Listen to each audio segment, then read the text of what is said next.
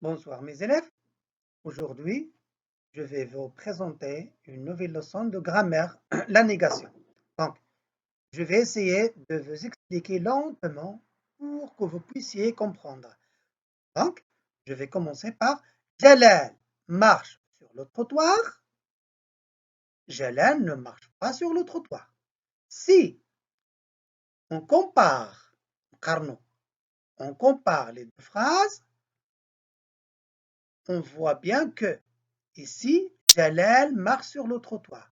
Comme si nous avons ici un oui. Est-ce que Jalal marche sur le trottoir? Oui. Donc c'est une phrase affirmative. Jalal ne marche pas sur le trottoir. Donc, comme si nous avons ici un non. Donc, on l'appelle, c'est une phrase négative. C'est une phrase négative. C'est une phrase négative.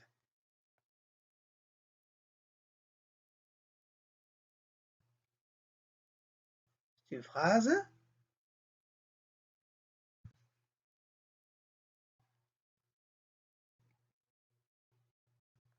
C'est une phrase négative.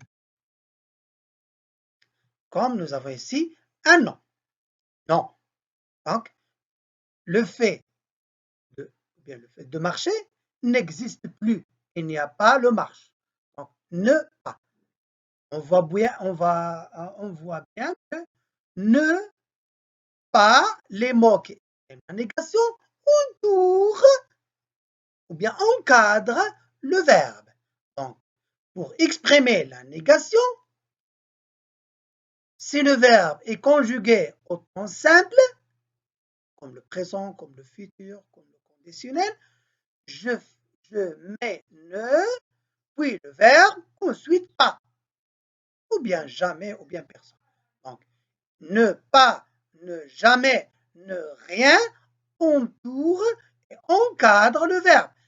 Évidemment, si le verbe est conjugué au temps simple. Donc, c'est une phrase négative. Passons à la phrase suivante. Est-ce qu'un bon conducteur roule à grande vitesse? Donc, c'est une phrase interrogative. Je pose la question. Est-ce qu'un bon conducteur, un bon chauffeur roule à grande vitesse? La réponse, un bon conducteur ne roule jamais, jamais à grande vitesse. Donc, ne roule jamais, ça veut dire il ne roule ni au passé, ni au présent, ni au futur. Donc, c'est une négation totale. Comme vous voyez, ne jamais encadre le verbe. Pourquoi? Car le verbe est conjugué au présent. Passons à la question suivante. Est-ce que Selima brûle encore? Donc, nous avons ici encore le mot encore. Est-ce que Selima brûle encore les feux rouges? Qu'est-ce que ça veut dire ça? Ça veut dire que Selima a déjà brûlé une fois ou bien deux ou bien plus les feux rouges. Il a déjà brûlé les feux rouges. Selima, la réponse, Selima ne brûle plus maintenant, ne brûle plus les feux rouges. Donc, ça veut dire qu'il a déjà brûlé le feu rouge. Donc, si la question est posée par encore, la réponse négative, c'est par ne plus.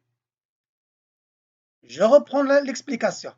Si la question est posée par encore, le mot encore, la réponse négative doit être avec ne plus et pas avec ne pas. Non, avec ne plus. Je vous donne un autre exemple. Est-ce que ton père est là encore? Est-ce que ton père est encore là? Ça veut dire ici, la réponse négative, mon père n'est plus là. Mon père n'est plus là. Donc, je passe à une autre question. Tu connais quelqu'un? Donc, j'ai mis le mot quelqu'un. Tu connais quelqu'un? la réponse négative, je ne connais personne. Personne. Personne. Donc, je ne peux pas répondre je ne connais plus ou bien je ne connais rien. Non, c'est faux. C'est incorrect. Donc, la bonne réponse, c'est je ne connais personne. Personne, ça marche avec quelqu'un. Encore, ça marche avec ne plus. La phrase suivante, ou bien la question suivante, Saïd fait quelque chose.